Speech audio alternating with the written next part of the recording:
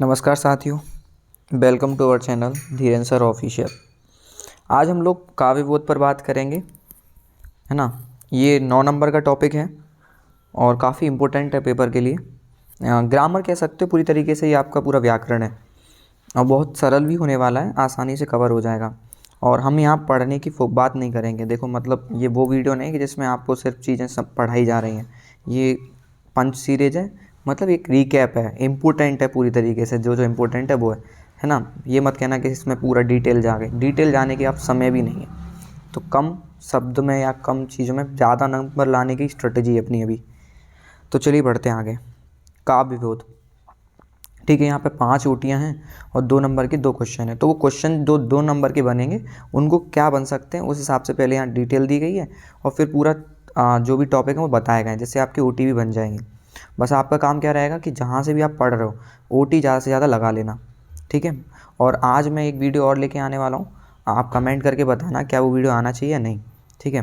ज़्यादा से ज़्यादा लोग कमेंट कर देना तो वो वीडियो आ जाएगा। कि अभी तक जिन लोगों ने कुछ भी नहीं पढ़ा, जिन्हें अभी तक हिंदी कुछ भी नहीं पता, तो वो कभी अभी तक ऐसा कुछ क्या कर लें कि उनका स्कोर ज़्यादा से ज़्यादा हो जाए, मतलब 80+ स्कोर कर जाएँ या 75+ स्कोर कर जाएँ, ऐसा वो क्या कर लें। तो उनके लिए क्या क्या क्या क्या चीज़ उन्हें पढ़नी चाहिए। बहुत शॉर्ट चीज़ हैं, बहुत कम चीज़ बताई गई है उसमें। आप बस कमेंट करना, शेयर करना, बता देना, आ जाएगा वीडियो। पहला क्वेश्चन इस साल के लिए सबसे इम्पोर्टेंट पेपर के लिए, महाकाव्य और खंडकाव्य में अंतर। कि महाकाव्य और खंडकाव्य में क्या अंतर होते हैं, ये काव्य टॉपिक का है। देखिए पहला, महाकाव्य शब्द से जा रहा है महा, जिसका मतलब रूप बड़ा है, खंड माने टुकड़ा होता है, पार्ट होता है। महाकाव्य का कलेवर विस्तृत होता है, मतलब महाकाव्य जो होता है वो बड़ा होता है, मतलब जिसका कह सकते हैं स्ट्रक्चर बहुत बड़ा होता है। खंडकाव्य का कलेवर सीमित होता है, यानी छोटा होता है। महाकाव्य में संपूर्ण जीवन का वर्णन होता है। महाकाव्य में किसी महान व्यक्ति के संपूर्ण जीवन का वर्णन होता है, चित्रण होता है, ध्यान रखिएगा। खंडकाव्य किसी सामान्य व्यक्ति के ऊपर भी हो सकता है ना, और उसके जीवन के किसी एक खंड का वर्णन होता है। खंडकाव्य में जीवन के किसी एक खंड का वर्णन होता है, ध्यान रखना। 2 पॉइंट याद रखने, क्योंकि 2 में ही आना है, ज़्यादा क्यों दिमाग लगाएं अपन। अब उदाहरण याद कर लो। रामचरितमानस तुलसीदास, कामायनी जयशंकर प्रसाद, मेघदूत कालिदास, पंचवटी मैथिली शरण गुप्त, ठीक है, याद रख लेंगे। आगे एक पॉइंट और लिख सकते हो इसमें कि महाकाव्य में सर्गों की संख्या 8 होती है और खंडकाव्य में सर्ग कितने होते हैं, एक ही होता है। खंडकाव्य में अधिकांश एक ही छंद यूज होता है और महाकाव्य में एक से ज़्यादा छंद यूज हो जाते हैं, ध्यान रखना। तो इस प्रकार से आप याद कर लेंगे, है ना, एक बार अच्छे से देखना, हो जाएगा। ये हो गया। काव्य किसे कहते हैं, पूछ ले, काव्य किसे कहते हैं। काव्य की परिभाषा आ जाए 2 नंबर में, बड़ा सरल है ना। देखिए रस युक्त वाक्य को ही काव्य कहते हैं। ऐसा वाक्य जिसमें रस हो, कि रस युक्त वाक्य ही काव्य कहलाता है। जैसे लिखा है ना, रसात्मकम वाक्यम काव्यम, यानी रस युक्त वाक्य ही काव्य है। ये किसका कथन है, ये है आचार्य विश्वनाथ का कथन। ये किसका कथन है, आचार्य विश्वनाथ का कथन है, ध्यान रखिएगा। चलिए आगे बढ़ते हैं। काव्य, काव्य के कितने भेद होते हैं। काव्य के 2 भेद होते हैं। देखिए काव्य से कोई भी संख्या पूछे कितने भेद होते हैं, आप 2 याद रखिए। क्या याद रखिए, 2। हर एक के 2 ही भेद हैं, किसी का भी भेद पूछे 2, है ना, ये कॉमन पॉइंट है 2। काव्य के कितने भेद, 2। एक दृश्य काव्य और एक श्रव्य काव्य। जिस काव्य का आनंद देखकर प्राप्त किया जाता है उसे हम दृश्य काव्य कहते हैं, और जिस काव्य का आनंद सुनकर ग्रहण किया जाता है उसे हम श्रव्य काव्य कहते हैं। अब दृश्य माने देखना होता है, तो दृश्य काव्य के भी 2 भेद हैं। दृश्य काव्य के भी कितने भेद हैं, 2। नाटक और एकांकी, नाटक और एकांकी, ठीक है। आगे बढ़ते हैं। श्रव्य काव्य के कितने भेद हैं, 2। इंपॉर्टेंट है, ध्यान रखिएगा। एक प्रबंध काव्य और एक मुक्तक काव्य। देखिए प्रबंध का मतलब होता है मैनेज या मैनेजमेंट, जो काव्य व्यवस्थित हो, जिसमें एक कथा दूसरी कथा से व्यवस्थित रूप से जुड़ी हो, उसे प्रबंध काव्य कहते हैं, ध्यान रखिएगा। मुक्तक काव्य, मुक्त माने फ्री होता है, वह काव्य जो किसी भी नियम बंधन में नहीं बनता, जो मुक्त होता है, उसे हम मुक्तक काव्य कहते हैं, ठीक है। प्रबंध काव्य के 2 भेद होते हैं, ध्यान रखिएगा। प्रबंध काव्य के 2 भेद होते हैं, एक होता है महाकाव्य, एक होता है खंड काव्य। तो पूछ ले, महाकाव्य किसका भेद है, तो प्रबंध काव्य का भेद है। खंड काव्य किसका भेद है, प्रबंध काव्य का भेद है, ध्यान रखिएगा। ये चार्ट बहुत इंपॉर्टेंट है, चलिए, मुक्तक काव्य के भी दो भेद होते हैं, पाठ्य मुक्तक और गेय मुक्तक। देखिए, जिन मुक्तकों को पढ़ा जा सकता है उन्हें हम पाठ्य मुक्तक कहते हैं, और जिन मुक्तकों को गाया जा सकता है उन्हें हम गेय मुक्तक कहते हैं। जैसे तुलसीदास, कबीर जी के दोहे, है ना, ये सब क्या आते हैं, गेय मुक्तक में आते हैं कि उन्हें गाया जा सकता है। और गेय मुक्तक के भी दो भेद होते हैं, गीत और प्रगीत। ध्यान रखिएगा, गेय मुक्तक के भी कितने भेद होते हैं, दो भेद होते हैं, गीत और प्रगीत। चलिए, इतनी बात समझ में आई। तो ये तो हो गया आपका काव्य, ठीक है। जो इम्पोर्टेंट क्वेश्चन थे वो ऊपर आ चुके हैं। चलिए, ये सीरीज है भैया, इसमें आप सिर्फ रिकैप कर रहे हैं, सीखना नहीं है। सीखने के लिए लेंथी लेक्चर आ जाएंगे कभी, अभी आपको पेपर टारगेट करना है। चलिए, रस। अब रस समझते हैं। रस क्या होता है? देखिए, रस का शाब्दिक अर्थ होता है आनंद। ध्यान रखना, पूछ सकता है कि रस का शाब्दिक अर्थ क्या होता है। रस का शाब्दिक अर्थ होता है आनंद, ठीक है। तो क्या होता है, किसी काव्य को पढ़कर, सुनकर या देखकर, 2 नंबर में पूछ सकता है कि रस किसे कहते हैं, बताइए।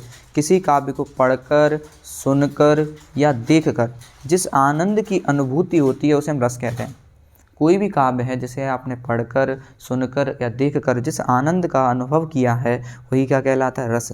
रस संप्रदाय या रस के जनक किसे कहते हैं? आचार्य भरत मुनि को कहते हैं। किसे कहते हैं? आचार्य भरत मुनि को कहते हैं। अब आता है क्वेश्चन अगला, रस के अंग कितने हैं? रस के अंग कितने हैं? तो ध्यान रखिएगा, रस के 4 अंग होते हैं। रस के कितने अंग होते हैं भैया?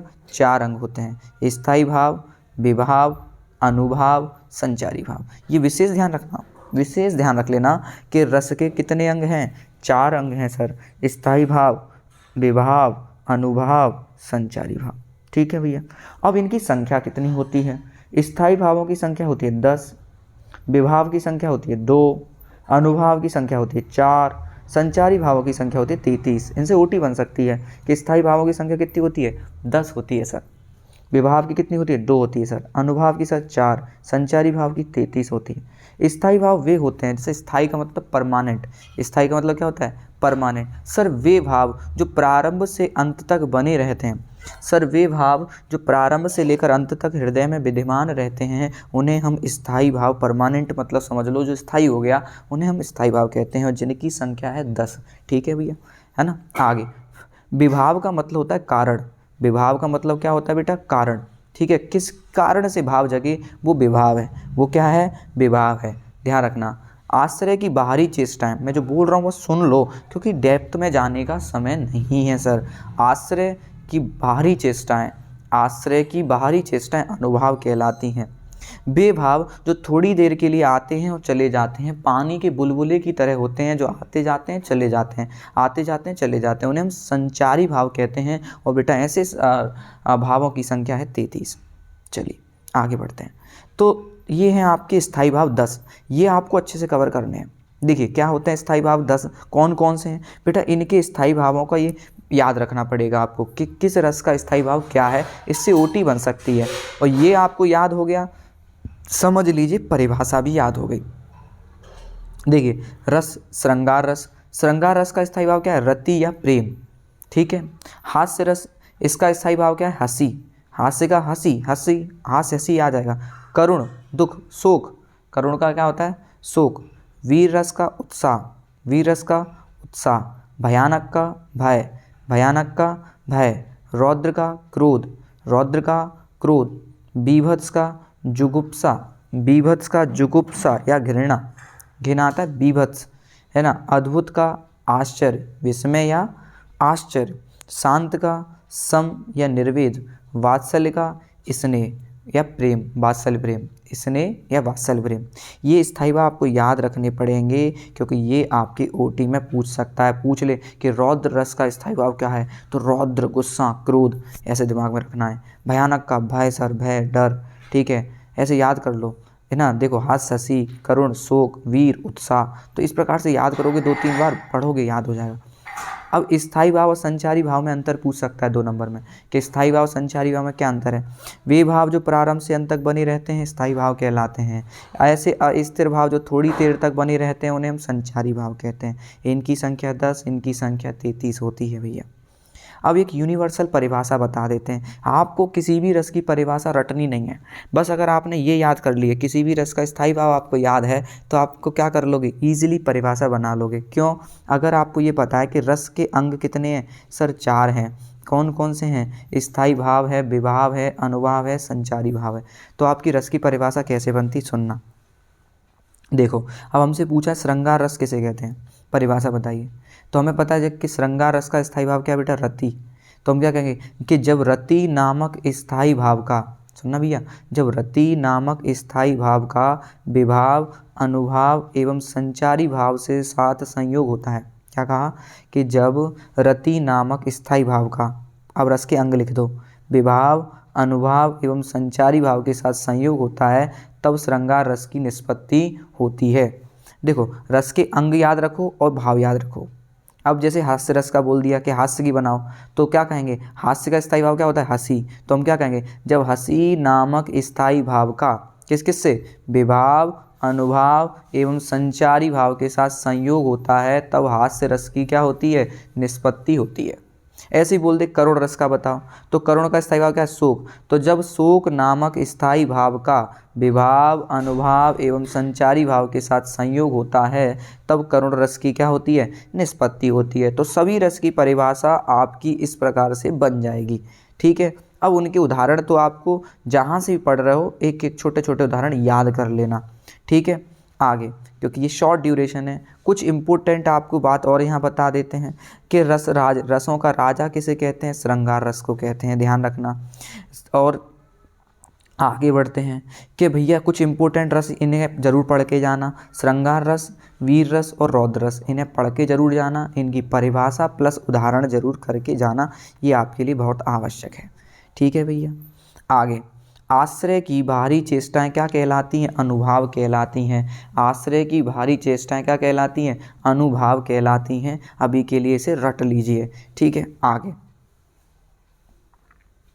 देखो, अलंकार क्या है टॉपिक, अब अलंकार है। देखिए भैया ध्यान रखना कि काव्य की शोभा बढ़ाने वाले धर्म को अलंकार कहते हैं। देखिए, अलंकार शब्द दो शब्दों से मिलकर बना है, अलम धन कार। अलम धन कार, अलम का मतलब होता है शोभा, कार का मतलब होता है बढ़ाने वाले। जो काव्य की शोभा बढ़ाते हैं, अर्थात काव्य के गहने होते हैं, उन्हें हम क्या कहते हैं, अलंकार कहते हैं। डायरेक्ट पूछ लेगा ऊटी में कि बताओ काव्य की शोभा बढ़ाने वालों को कहते हैं, अलंकार कहते हैं। ठीक है, इसके प्रमुख रूप से कवि आचार्य दंडी हैं, माने जाते हैं। ठीक है, इन्होंने ही इस बात को कहा है।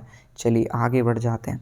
अब नेक्स्ट बात सुनिए, अलंकार कितने प्रकार के होते हैं, यह क्वेश्चन आपसे पूछ लेगा कि अलंकार कितने भेद होते हैं। तो अलंकार 3 प्रकार के होते हैं, शब्दालंकार, सर अर्थालंकार, सर उभयालंकार। शब्दालंकार, अर्थालंकार, उभयालंकार। शब्दालंकार, जिस काव्य की शोभा शब्द से बढ़ाई जाती है उसे शब्दालंकार कहते हैं। जिस काव्य में शोभा अर्थ से बढ़ती है उसे अर्थालंकार कहते हैं। और जिस काव्य में शोभा शब्द और अर्थ दोनों से बढ़ती हो वहाँ उभयालंकार होता है, क्योंकि उभय का मतलब होता है दोनों। ठीक है, इस बार बड़ा अच्छा क्वेश्चन बन सकता है, संदेह और भ्रांतिमान में अंतर। संदेह और भ्रांतिमान में अंतर भैया, जैसे संदेह का मतलब होता है डाउट और भ्रांतिमान भ्रम होता है। देखिए थोड़ा समझने की कोशिश करिएगा। संदेह अलंकार में संदेहवाचक शब्द होंगे, संदेह अलंकार में संदेहवाचक शब्द होंगे, भ्रमवाचक शब्द भ्रम भ्रांतिमान में होंगे। रटना आसान है। देखिए, संदेहवाचक में, संदेह अलंकार में संदेहवाचक शब्द और भ्रांतिमान में भ्रमवाचक शब्द होंगे। और संदेह अलंकार में अनिश्चय की स्थिति बनी रहती है, मतलब यहाँ डाउट बना ही रहेगा, डाउट आपका क्लियर नहीं होगा, वहाँ संदेह अलंकार होता है। और जहाँ झूठ निश्चय हो जाए तो भ्रांतिमान होता है। क्या होता है, भ्रांतिमान हो जाता है। जैसे आप कंफ्यूज हैं कि रस्सी है या सांप, आप कंफ्यूज हैं कि रस्सी है या सांप, कंफ्यूज हैं, शुरू से एंड तक सोच रहे हैं कि रस्सी है या सांप, कह रहा नहीं रस्सी है, नहीं सांप है, नहीं रस्सी है, नहीं सांप है, तो वहाँ क्या होगा, संदेह, क्योंकि आपका भी डाउट क्लियर ही नहीं हुआ। आप क्या कह रहे हो कि रस्सी है या सांप, रस्सी है या सांप, डाउट में चल रहे हो तो संदेह। लेकिन आपने कह दिया रस्सी को, आपने क्या मान लिया, नहीं रस्सी सांप है, आपने क्या कह दिया, रस्सी नहीं ये सांप ही है ना, या आपने उसे रस्सी मान ही लिया, जो भी चीज़ आपने उसे क्लियर कर लिया कि नहीं ये रस्सी है, नहीं ये सांप है, तो भ्रांतिमान हो गया। क्या हो गया, भ्रांतिमान। झूठ निश्चय में बदल जाए, भ्रांतिमान। अब संदेह का उदाहरण कर लीजिए कि लक्ष्मी थी या दुर्गा थी या थी स्वयं वीरता का अवतार। लक्ष्मी थी या दुर्गा थी या थी स्वयं वीरता का अवतार, ये संदेह का उदाहरण है ना। साड़ी विच नारी है कि नारी विच सारी है, कि सारी ही नारी है कि नारी ही सारी है, ये कर लीजिए संदेह अलंकार। भ्रांतिमान है ना, जान श्याम घनश्याम को नाच उठे वन मोर, है ना। ध्यान सुनिएगा, श्याम जी को देखकर मोर ने को लगा कि घनश्याम बादल आ गए और वो नाचने लग गए। मतलब उन्होंने क्लियर ही कर लिया, श्याम जी को ही देखकर उन्होंने घनश्याम समझ लिए, तो भ्रांतिमान है। तो ये भ्रांतिमान का आपका उदाहरण हो जाता है। तो आपका संदेह और भ्रांतिमान अलंकार भी हो गया और आपके अंतर भी हो गए। ठीक है, चलिए तो आप परिभाषा भी यही बना देना कि यहाँ प्रारंभ से अंत तक संदेह बना रहता है, वहाँ संदेह अलंकार होता है। जहाँ प्रारंभ से अंत तक भ्रम बना रहता है अर्थात झूठ निश्चय में बदल जाता है। तो यही आपकी परिभाषा बन जाती है, क्यों रट रहे हैं। ठीक है, आगे। अब व्यतिरेक अलंकार, देखिए व्यतिरेक का शाब्दिक अर्थ होता है अधिकता। क्या होता है? अधिकता या आधिक्य, है ना। जब किसी पद में उपमान की अपेक्षा उपमेय को अधिक श्रेष्ठ बताया जाए तो वहाँ व्यतिरेक अलंकार होता है। अब जैसे नायक अपनी नायिका से कह रहा है, जैसे एक नायक अपनी नायिका से कह रहा है उसे प्रश्न करने के लिए, कि नायिका से कहता है देवी, है ना, हे देवी तुम्हारा चेहरा तो चांद से भी सुंदर है, तुम तो चांद से भी ज़्यादा सुंदर हो। तो नायिका को उसने चांद से भी सुंदर बना दिया। तो मतलब ये तो उसने बड़ा उपमान से भी सुंदर बना दिया। इतनी फेंक दी उसने कि तुम इतनी भी तुमने उसकी सुंदरता की बड़ाई कर दी कि वो चांद से भी सुंदर हो गया। क्या हो गया? चांद से भी सुंदर हो गया। तो ये क्या हो गया? व्यतिरेक अलंकार हो गया कि आपने क्या कर दिया, आपने उपमान से भी उसे ज़्यादा श्रेष्ठ बता दिया। उपमान का मतलब होता है समझना कि जहाँ जिससे कंपेयर किया जा रहा है उसे उपमान कहते हैं, और जिसकी कंपैरिजन की जा रही है उपमेय। जैसे यहाँ मुख की कंपैरिजन की जा रही है, ठीक है। थोड़ी आवाज़ में, चलिए अब सुनिएगा ध्यान से। जैसे मैंने कहा उसने नायिका के मुख से कंपेयर किया है, तो नायिका का मुख क्या हो गया? उपमेय हो गया। उपमान क्या हो गया? चंद्रमा हो गया। तो यहाँ चंद्रमा को भी फीका दिखाया जाएगा, है ना। तो देखिए चंद्रमा फीका पड़ गया ना नायिका के चेहरे के आगे। बाकी देखिए कितना चंद्रमा कितना शीतल होता है और कितना सौंदर्य होता है। तो ये तो चलो फेंकने की बात हो गई। आगे आगे तो इसको थोड़ा उदाहरण में देख लेंगे कि जिनके यश प्रताप के आगे, सुनिएगा, कि जिनके यश प्रताप के आगे शशि मलिन और रवि शीतल लागे। कि देख रहे हो कितनी बड़ी बात कह दी कि ऐसा किस व्यक्ति का यश है, ऐसा किसी व्यक्ति का पावर है कि जिसके आगे सोचिए चंद्रमा और सूर्य भी फीके पड़ गए हैं। बताओ, सूर्य का भी कांति फीकी पड़ गई है कि सूर्य से भी ज़्यादा कांतिमान कोई हो सकता है? ये तो बड़ी सोचने वाली बात हो गई। तो ये क्या कर दिया कि सूर्य और चंद्रमा भी फीके पड़ गए कि किसी व्यक्ति के यश प्रताप के आगे। तो मतलब क्या कर दिया कि यहाँ इस उपमान से भी बढ़ाकर इस चीज़ को बता दिया गया है। तो यहाँ कौन सा अलंकार हो गया? व्यतिरेक अलंकार हो गया। ध्यान रखना, ओटी में भी बन सकता है कि जहाँ उपमान की अपेक्षा उपमेय को अधिक श्रेष्ठ बताया जाए। अब सुनिए यहाँ पे सांग रूपक एक अलंकार हमारे पास है, सांग रूपक। तो ये रूपक का भेद है। किसका भेद है? रूपक का ही भेद है। तो ज़्यादा रटना नहीं है। देखो मैं सही बताऊँ, देखो हमारे पास 2 नंबर का क्वेश्चन आ रहा है, थोड़ा दिमाग लगाओ। 2 नंबर में हम ऐसे उदाहरण क्यों याद करें जो दिमाग खा रहे हैं? हम 2 नंबर में ऐसा कर लें जो हमें ईजी पड़ जाए, क्योंकि स्मार्ट स्ट्रेटजी यही कहती है लास्ट समय की कि क्यों ज़्यादा के चक्कर में पड़ो, ऐसा पकड़ लो जिससे तुरंत बन जाए काम और अपना उद्धार हो जाए। ठीक है भैया, चलिए हम उसी के लिए आपके सामने आए हैं। चलो आगे, छंद। अब छंद क्या कहता है सुनिएगा। छंद मैट्रिक्स है ना, मैथ वाला मत समझिएगा। आगे छंद कि यति गति लय एवं तुकबद्ध रचना को छंद कहते हैं। यानी नियमबद्ध रचना हो जिसमें यति हो, गति हो, लय हो और तुक हो, उसे हम क्या कहते हैं? छंद कहते हैं। क्या कहते हैं? छंद कहते हैं। यति गति लय एवं तुकबद्ध रचना को क्या कहते हैं सर? छंद कहते हैं। ठीक है, छंद कितने प्रकार के होते हैं सर? छंद 2 प्रकार के होते हैं, मात्रिक छंद और वार्णिक छंद। वह छंद जिसकी गणना मात्रा के आधार पर की जाए उसे हम मात्रिक छंद कहते हैं। वह छंद जिसकी गणना वर्णों के आधार पर की जाए उसे वार्णिक छंद कहते हैं। अब वर्णों में क्या होता है, यहाँ पे एक चीज़ देखना ध्यान से, पूछ लेगा गण किस में होते हैं, मात्रिक छंद में या वार्णिक छंद में, तो गण होते हैं वार्णिक छंद में होते हैं। ठीक है, णा से याद करना, वर्णिक में ण आ रहा है, गण में भी ण आ रहा है, ऐसे याद कर लेना।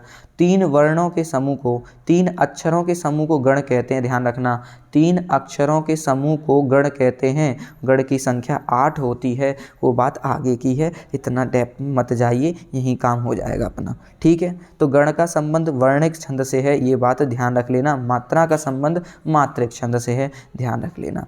अब ये छंद है मात्रिक छंद, यहाँ पर सोरठा, क्या है, सोरठा।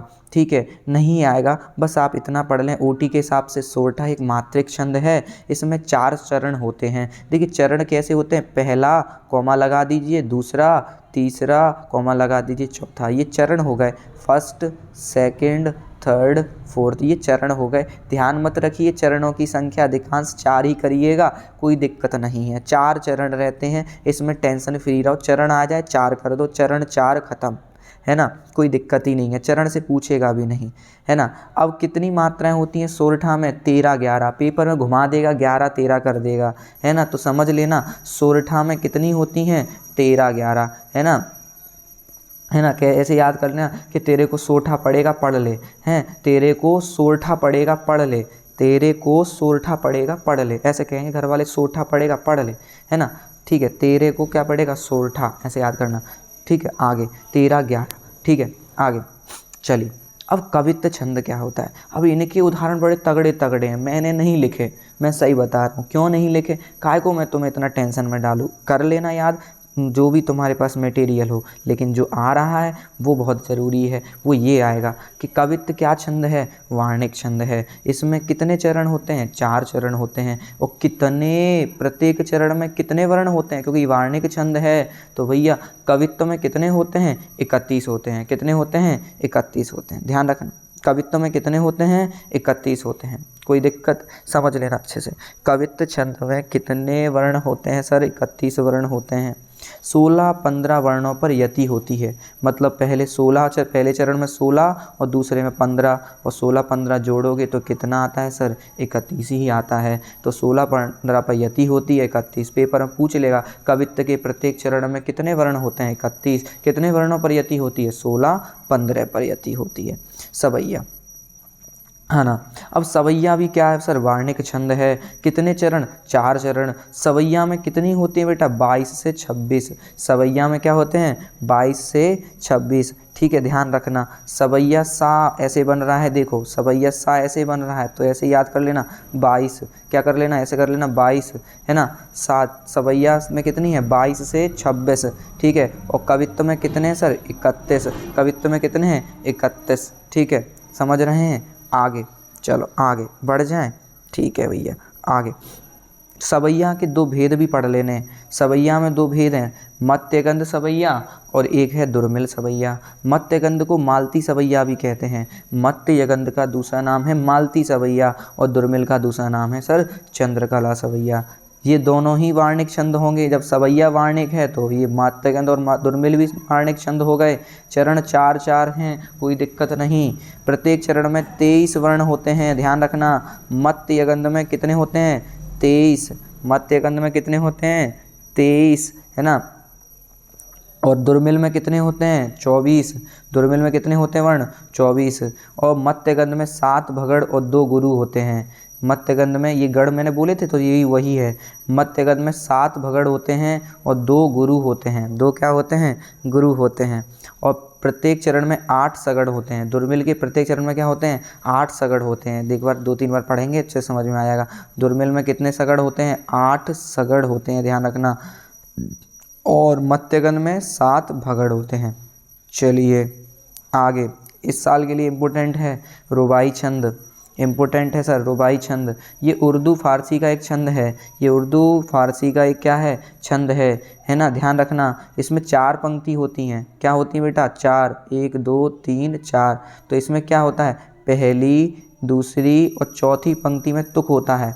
मतलब पहली, दूसरी और चौथी पंक्ति की जो एंड है वो सेम होगी। देखो यहाँ है, सेम है कि नहीं है। तो क्या कहते हैं कि उर्दू फारसी का एक छंद है, इसकी पहली, दूसरी और चौथी पंक्ति में क्या होता है, तुक होता है, और तीसरी पंक्ति क्या होती है, स्वच्छंद होती है, उसे हम क्या कहते हैं, रुबाई छंद कहते हैं। ठीक है, अब देखो, आंगन में ठुनक रहा है, जिदियाया है, बालक ही तो है, चांद पे ललचाया है, दर्पण उसे देकर कह रही है माँ, देख आईने में चांद उतर आया है। तो इसे पढ़ जरूर लीजिएगा रुबाई छंद को। ठीक है, चलिए आगे बढ़ते हैं। नेक्स्ट, शब्द शक्ति, बढ़िया टॉपिक आ गया है बेटा, है ना, ओटी बनेगी अच्छे से। शब्द का अर्थ देने वाली शक्ति, ऐसी शक्ति जिससे हमें शब्द का अर्थ पता चल जाए, उसे हम क्या कहते हैं, शब्द शक्ति कहते हैं। या ये कह सकते हो कि शब्द और अर्थ के संबंध को बताने वाली, शब्द और अर्थ के संबंध को बताने वाली शक्ति को हम क्या कहते हैं सर, शब्द शक्ति कहते हैं। ठीक है, शब्द और अर्थ का संबंध बताने वाली शक्ति को क्या कहते हैं, शब्द शक्ति कहते हैं। ठीक है, आगे, अब इसके कितने भेद होते हैं, ओटी बन जाए कि शब्द शक्ति के कितने भेद होते हैं, 3, अभिधा, लक्षणा, व्यंजना। अभिधा, लक्षणा, व्यंजना। देखिए, अभिधा शब्द शक्ति, अभिधा शब्द शक्ति क्या होती है, सुनना। देखो, अभिधा का मतलब होता है कि देखिए, जिसके लिए जैसा अर्थ हो, सेम सभी के लिए यूनिवर्सल अर्थ निकलेगा, उसे हम क्या कहते हैं, अभिधा शब्द शक्ति। जहाँ सबके लिए क्या निकले, एक ही अर्थ निकले, उसे हम क्या कहते हैं, अभिधा शब्द शक्ति कहते हैं। ध्यान रखना इस बात को। ठीक है, समझ रहे हैं। अब देखो, मतलब यूनिवर्सल बात होगी, जैसे कोई भी बात है सबके लिए एक ही अर्थ निकले, तो वहाँ क्या होगा, अभिधा शब्द शक्ति होगी। लक्षणा शब्द शक्ति क्या होती है, जहाँ किसी लक्षण की बात की जाए, किसकी बात की जाए, लक्षण की बात की जाए, मतलब गुण बताया जाए, मुहावरे की बात की जाए। जैसे यहाँ पे मैं एक बात बोलूँ कि अपनी जन्मभूमि से सबको प्यार होता है। ठीक है सर, ये बात तो सही बात है, यूनिवर्सल है, सबके लिए सेम होता है, तो वो क्या हो गई, अभिधा शब्द शक्ति। लेकिन लक्षणा में क्या होता है, लक्षण की बात होती है। हमने कह दिया क्या कि राम शेर है, राम शेर इंसान है, या शेर दिल इंसान है ना, राम शेर दिल इंसान है। अब भाई राम शेर तो नहीं है ना, लक्षण की बात करना कि राम शेर है, मतलब शेर जैसा उसके अंदर गुण है ना, क्वालिटी बताई जा रही है कि राम शेर जैसा है ना, बहादुर है ना, या शेर जैसा खूंखार है। तो इस प्रकार से वो शेर तो नहीं है ना। अब किसी को हम बोल देते हैं तुम तो गधे हो, क्या वो गधा हो गया, नहीं ना, हम उसके गुण की बात कर रहे हैं, है ना, समझ रहे हो ना। तो भाई वही क्या कहलाता है, लक्षणा शब्द शक्ति कहलाता है, जहाँ गुण की बात की जाए, मुहावरे की बात की जाए। ठीक है, अब व्यंजना शब्द शक्ति क्या होती है, देखो, जब अभिधा और लक्षणा से अर्थ ना निकल रहा हो, दोनों असमर्थ हो जाएं, तब व्यंजना शब्द शक्ति का प्रयोग होता है, या व्यंजनार्थ, यहाँ पे व्यंजनार्थ अर्थ निकलता है और उसकी सहायता ली जा सकती है। मतलब जब दोनों से अर्थ ना निकले तो तीसरा व्यंजना होती है, और व्यंजना का मतलब इसमें क्या होता है, हर एक के लिए अलग अर्थ निकलता है। व्यंजना शब्द शक्ति में हर एक के लिए अलग अर्थ निकलता है। जैसे हमने कह दिया कि सुबह हो गई, हमने क्या कहा कि सुबह हो गई। अब जैसे हमने कहा कि सुबह हो गई, तो मतलब सुबह होने का मतलब क्या है, हर एक के लिए अलग है। अब सुबह हो जाने का मतलब क्या है, किसी के लिए तो मतलब जैसे स्कूल जाने वाले के लिए स्कूल जाने का टाइम हो गया। ठीक है, अब जैसे मान के चलिए किसी व्यापारी के लिए उसके दुकान का टाइम हो गया, पुजारी के लिए पूजा पाठ करने का टाइम हो गया, तो वो क्या हो गया, तो वहाँ पर हम लोग कह सकते हैं कि वो व्यंजना शब्द शक्ति है। ठीक है, चलिए आगे बढ़ते हैं। देखिए, अब अभिधा और लक्षणा शब्द शक्ति में सिर्फ शब्द का ध्यान रखा होता है, किसका ध्यान रखना होता है, शब्द का। लेकिन व्यंजना शब्द शक्ति में शब्द और अर्थ दोनों का ध्यान रखना होता है, शब्द और अर्थ दोनों का ध्यान रखना होता है। ठीक है, आगे चलिए आगे बढ़ जाएं, थोड़ा ध्यान से सुने। जैसे मैंने यहाँ लिखा, अपनी जन्मभूमि से सबको प्यार होता है, प्रचलित अर्थ है, शब्द का ही ज्ञान है, इन दोनों में शब्द का इंपॉर्टेंस होता है, इसमें शब्द और अर्थ दोनों का। तो यहाँ अभिधा हो गई। सुनील ने आसमान सिर पर उठा रखा है, क्या वो रख सकता है आसमान को अपने सिर पर, नहीं ना, एक लक्षण की बात कर रहे हैं, मुहावरे की बात है, तो यहाँ लक्षणा शब्द शक्ति हो गई। रहीमन पानी राखिए, बिन पानी सब सून, पानी गए ना उबरे, मोती मानस सुन। रहीम जी कह रहे हैं कि पानी होना चाहिए, बिना पानी के सब व्यर्थ है, बिना पानी के मोती, है ना, मनुष्य और आटा एक सार नहीं किया जा सकता। ठीक है, तो क्या कह सकते हैं आप यहाँ पे, मेरी बात ध्यान सुनिएगा, है ना। चलिए आगे बढ़ते हैं। तो देखिए, पानी के बिना सब महत्वहीन है। अब यहाँ पानी से व्यक्ति को कोई सोच सकता है कि ऐसे सोच लेगा कि देखो बिना पानी के हम लोग जी नहीं सकते, और लेकिन पानी से यहाँ इज्जत का भी संबंध है। तो हर एक के लिए जब अलग अलग अर्थ निकले तो वहाँ क्या होगा, व्यंजना शब्द शक्ति होगा। क्या होगा, व्यंजना शब्द शक्ति होगा। जैसे कहते हैं सूर्य डूब गया, सूरज डूब गया। अब मान के चलो किसी के घर के व्यक्ति का कोई इंपॉर्टेंट पर्सन था, अब वो उसकी डेथ हो जाती है, तो कहते हैं उनके घर का सूर्य डूब गया। तो इस प्रकार से, और नॉर्मल भी कह सकते हैं कि सूर्य अस्त हो गया। तो वो क्या है, अलग अलग अर्थ निकल रहा है, तो व्यंजना शब्द शक्ति है। ठीक है, चलिए आगे बढ़ते हैं। शब्द गुण। अब शब्द गुण क्या होता है सुनिएगा, बस थोड़ा सा रह गया है, थोड़ा सा ध्यान दीजिएगा, काम हो जाएगा बस अपना।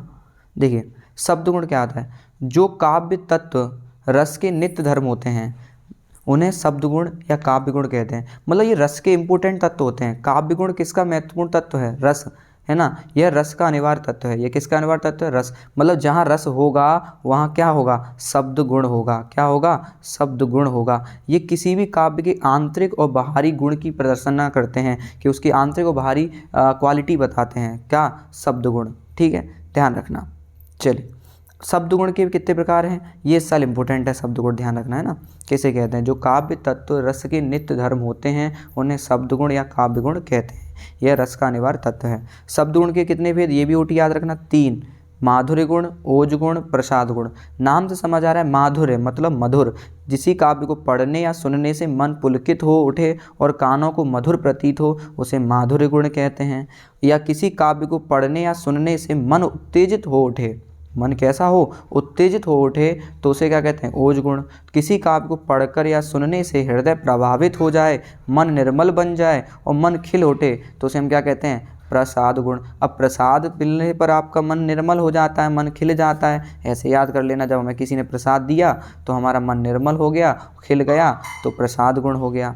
ठीक है, तो माधुर्य में समझिएगा, माधुर्य गुण जहाँ होगा आपके कानों को मधुर लगेगा। तो कैसे शब्द यूज होंगे, कोमल पदावली, कोमल शब्द यूज होंगे। का वर्ग यूज होगा, का वर्ग मतलब का कबूतर वाली लाइन, ख ख ग ग, है ना। और या रा ला वा, या यज्ञ रा सी, ये वाला या रा ल और व, ये वर्ण इसमें यूज़ होते हैं। तो माधुर्य गुण में कौन से वर्ण यूज़ होते हैं, का वर्ग और या रा ला व, या तो कि कोमल शब्द यूज होते हैं जो हमें सुनने में मधुर लगते हैं।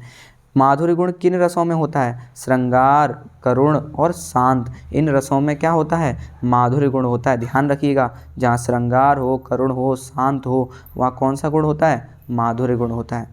ओज गुण, इसमें कठोर पदावली होगी, मतलब कठोर शब्द यूज होंगे, है ना। वीर रस, रौद्र रस, भयानक रस, इनमें आपका क्या होता है, ओज गुण होता है। तो जब आपने इन रसों को पढ़ लिया, जैसे खूब लड़ी मर्दानी वो तो झांसी वाली रानी थी, है ना, वीर, है ना, तो ओज गुण हो गया, है ना। तो जहाँ इस तरीके की बात होगी तो आपको वीरता का भाव है तो ओज गुण हो गया। और जहाँ सुनने में अच्छा लग रहा है ना, तो वहाँ माधुर्य गुण है ना। प्रसाद गुण, हृदय को प्रभावित हो जाता है, आपका मन निर्मल हो जाता है। इसकी ट्रिक याद करो कि जब तक नॉलेज की बात हो, ज्ञान की बात हो, कोई ऐसी बात हो जिसे आप अच्छे से सीख सकते हो, कोटेशन है, कोई अच्छी बात है जो आपको सीधे सरल शब्दों में समझ आ रही है, जिसका शब्दार्थ सरल है, तो वहाँ कौन सा होगा, प्रसाद गुण हो गया, है ना। तो वो सीधा अर्थ होगा, तो वहाँ कौन सा अर्थ हो, क्या होगा, प्रसाद गुण होगा। ठीक है, तो ध्यान रखना, है ना। हे प्रभु आनंद दाता ज्ञान हमको दीजिए, तो ये क्या हो गया, प्रसाद गुण हो गया। नॉलेज की बात है, ज्ञान की बात आ रही है, तो यहाँ क्या हो गया, प्रसाद गुण हो गया। ठीक है, ये रस जब आप पढ़ लेंगे ना तो अपने आप ये याद हो जाएगा। ठीक है, माधुर्य गुण, ओज गुण, प्रसाद गुण, कुछ भी पूछ सकता है, ध्यान रखना इसमें। अब आता है बिंब विधान, लास्ट है, खत्म हो गया, ये भी इम्पोर्टेंट है। बिंब, देखिए बिंब का मतलब होता है, बिंब शब्द जो है अंग्रेजी के इमेज से बना है। किससे बना है, इमेज से। जब देखो कोई कवि ऐसा लिख रहा हो, इतना शानदार लिख रहा हो कि लिख रहा है, आप पढ़ रहे हो और पढ़ते समय आपके दिमाग में चित्र बन रहे हैं, उसकी इमेज बन रही है, तो उसे हम क्या कहते हैं, बिंब कहते हैं। क्या कहते हैं, बिंब। इन्हें हम शब्द चित्र भी कहते हैं, इन्हें हम क्या कहते हैं, शब्द चित्र भी कहते हैं। बिंब को हम क्या भी कह सकते हैं, शब्द चित्र कह सकते हैं। ध्यान रखना, पूछ सकता है कि बिंब अंग्रेजी के इमेज से बना है, हिंदी का रूपांतरण है, इसका अर्थ है मूर्त रूप प्रदान करना, इसका अर्थ है मूर्त रूप प्रदान करना। ठीक है, ध्यान रखना इस बात। तो इन्हें हम शब्द चित्र भी कहते हैं। क्या कहते हैं, शब्द चित्र भी कहते हैं। ठीक है, ध्यान रखना। तो कोई शब्द को आप चित्र बना रहे हो, शब्द ही ऐसे हैं कि आपके दिमाग में मनोमस्तिष्क में चित्र बना रहे हैं, तो बिंब कहलाते हैं।